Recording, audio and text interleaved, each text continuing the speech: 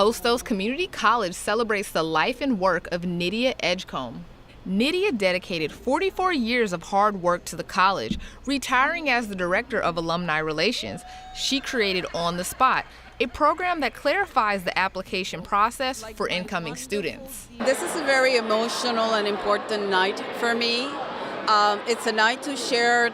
I'm sharing this night with my family of 40 years at Hostos Community College, the faculty, the staff, and the students. And I'm also sharing this night with my biological father, people that came from Puerto Rico. I'm very, very, very proud of her. I grew up in here 40 years. I'm 44, so since I was 4, I've been roaming this halls. And, I'm just like, she's the best mother person, anybody can ever ask for, so I'm super proud of her.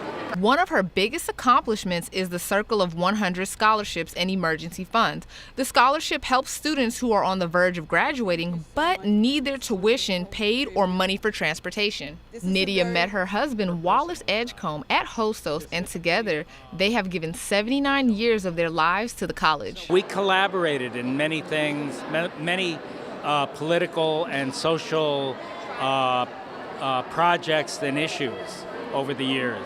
She's a delight. She loves her students. She gives her all, and she's going to be truly missed. One of the things that I like about her is that she doesn't give up. Once she makes up her mind that she's going to do a project, that's it.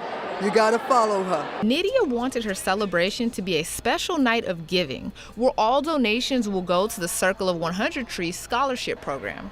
For BronxNet, Tatiana Parrish.